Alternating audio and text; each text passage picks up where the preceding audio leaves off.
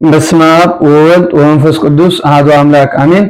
መጀመሪያ ኩሉ ዝሆን ፈጣሪና አምላክና ስሙ ተመስገነ ይሁን አሜን። ሓደ ታሪክ ክንሪና ማለት እዩ። እዚ ታሪክ ዝራ ናይ አቦና ኒቆዲሞስ ተባሃለ ጻድቅ ቅዱስ አቦና ለና ማለት እዩ። ዕለት ጥቅምቲ 21 ዝውል ጻድቅ ቅዱስ አቦና ማለት እዩ። እዚ በዚ አብ ሃገሩ ሽዋይ ማለት እዩ። አብ አንበኮር ተባሃለ ሃገር ማለት እዩ። አቡ ይኩና አምላክ በሃል ይኩና አምላክ ድማ ንጉስ እዩ። ንዓዝ ወደይ ንስኻ አቦታ ንግስነት አብና አቦኻ ንስኻ ከተካ በሎ ንሱ ድማ አይ አይደለም በለ ና ከተካ በሎ ናራ መወዳታ አብና ድንግል ማርያም ቅዱስ ኢላ ኮይኑ ጸለየ ማለት ድንግል ማርያም ድማ ናብ አክሱም ኪድ በለቶ ናብ አክሱም ድማ ከደ ማለት እዩ። አው ኮይንኻ 40 ዓመት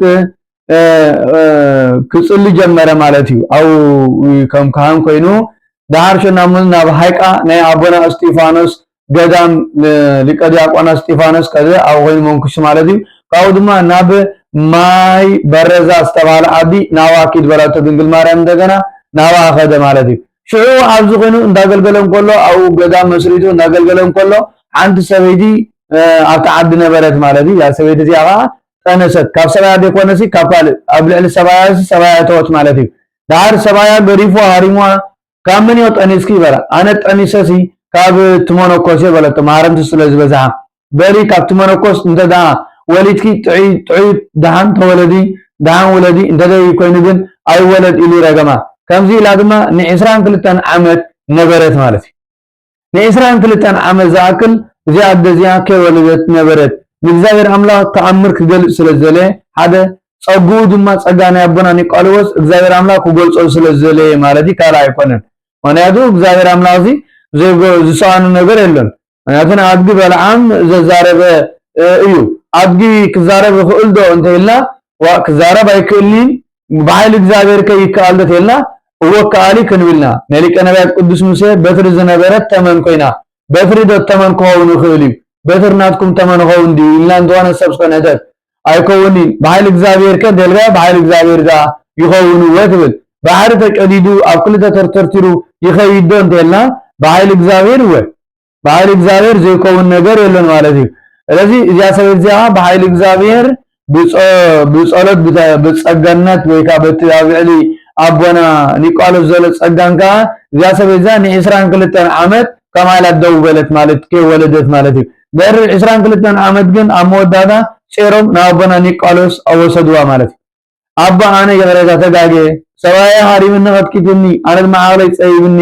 ናኹም ከሚለኩም በለቶ አቦና ማዳን ይቀረ ይኹን እግዚአብሔር አምላክ ሁላና ይቀረ ይበለና ከዋዳና ዘባለ ጸገም ይብሉን በላሞ ይቀረ ምስበለላ ካብታ ሐማድ በለላ ጊዜ ከምቋ ሐሰብ ሕርስ ተታሐዘት ልትወዲ ህፃን ድማ 22 ዓመት አማህፃና ስለዝነበረ ስኒ ጾጉሪ አውጪው በቂሉ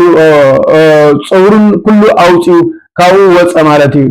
ተወልደ ማለት እዩ። አቦና ድማ አጠሚቁ ነው ወዲ መዝሙሩ ገይርዎ እዚ ማለት ግን ወዲ 22 ዓመት ሸሽዕ ጎቢዙ ኮይን ተወልዲ ማለት የልና አው አይኮነን ከማ አይኮነ ማለት 22 ዓመት አው ነበረ ከም ህፃንነት ኮነ እድሜ ነው ግን ቁመቱ ኩሉ ነገር ግን ከም ናይ ህፃንነት ዳር ግን አቦና ተወልደ መድን ኢሉ ድማ አቦና ኒቆዲሞስ ሰመዮ አቦና ተወልደ መድን ካ ነቡ እንዳገልገለ ንእግዚአብሔር አምላክ እንዳለመነ አብ ገዳም እነብር ነበረ። ዳራ ሞዳድማ ንእግዚአብሔር አስሚሩ ክብር ዕረፍት ዓረፈ። እንደገና ሓደ መዓልቲ ካ ሓደ ሓረስታይ ነበረ ክልቶም እርጊሩ እንዳሓረሰን ኮሎ ነዚኦም አብዕሮም ነቲ ሓደ አንበሳ መፂ ነቲ ሓደ ብዕራዩ ይወስዶ ሸውቲ ሰብ ሓረስታይ መፂ ዋና አቦና አቦ አነሲ በራይ አንበሳ ወሲድለይ ደቀይን ሰበይተይ እንዳካብሎም እንዳይ ድጎብረ እንጂ በቃ መግዝድ ማ ገንዘብ ይብለኝ አቦ ኢሉ አቦና ኒቆዲሞስ ተማጸኖ አቦና ኒቆዲሞስ ካ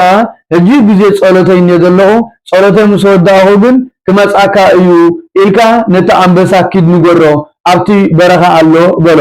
ከይዱ ድማ አቦና እጂ ኣብቲ ጊዜ ጸሎት ስለዘሎ ጊዜ ጸሎት ስለዘሆነ ጸሎት ሙሰወደ ከመጻካ ኢልካ አዝ ጽናህዮ ቆጸራ ቆጢርካ አሎ በሎ እትምበሳ ድማ ከመሃራን መባል ተአዚዙ አው ጸንሄ አቦና ኒቆዲሞስ መጸ እንዳገብር ሳዳ በሊ አያት ብዕራይ በሎ እንዳውን ጋር ጠሚየ በሎ ሞትፋዮ በሎ ተፎ በኃይል እግዚአብሔር ድማ እቲ ትንፋስ ትብዕራይ ትንፋሱ እግዚአብሔር አምላኽ መለሰሉ ናብ ንቡራ ተመልሰት ነቲ ሓረስታይ ከዓ ብዕራይ ይሃቦ እቲ ሓረስታይ ድማ ሽዑ ብዕራይ ፀሚዱ ክሓርስ ዒሉ ሓንቲ ከም ዘጋጠሞ ብሰላም ንገዝኡ ኸደ እግዚአብሔር ተመስገነ ይኹን ስለዚህ እግዚአብሔር አምላክና ድንቅ ይስራ ማለት እዩ እዚ ስራሕ እግዚአብሔር ድልና ብርግጽ ስራሕ እግዚአብሔር እዩ እግዚአብሔር ኣብ ኮይኑ ይግለጽ ኣብ ሰባት እግዚአብሔር ኣብ ምንታይ ኮይኑ ይዛረብ ኣብ ደቂ ሰባት ኣብ ናቱ አገልገልቲ ኣብ ተምባረቱ ኮይኑ ይዛረብ ማለት ኣብ ንዑ ዘወድሶ ንዑ ዘመስግኖ ንዑ ዝመስሉ ማለት ከም ቅዱሳን ቅዱሳን ኮኑ ኢሉ ዝነበሮም ቅዱስ ኮይኑ ከምኡ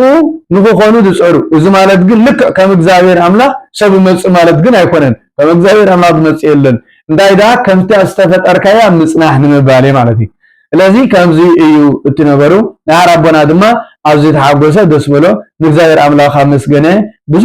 ትሩፋት ተአምራት ገይሩ እዩ ጻድቅ ቅዱስ አበናሞ በረኸቱን ጸሎቱን አይፈለና ዕለት 21 ጥቅምቲ ምስእም መብርሃን በዓል ዝውዕሉ በዓል ናይ አቦና ኒቃሊዎስ ነው በረኸቱ ይፈለና በዝማዓዚ አቦና ገርጊሮስ ከምኡ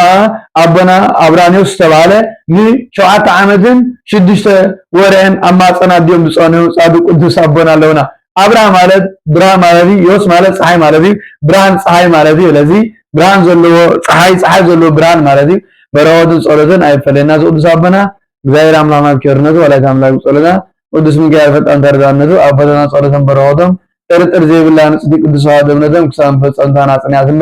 በረኸት ጸሎትና ክርስቶስ ሐምራ ይፈለና ወስብሐት ለእግዚአብሔር ወለወላዲቱ ድንግል ለመስቀሉ ክቡር ታቆይ ሰባ ስም ለእግዚአብሔር አምላክ ወትር በኩሉ ጊዜ ወኩሉ ሰዓት ዘላለም አሜን።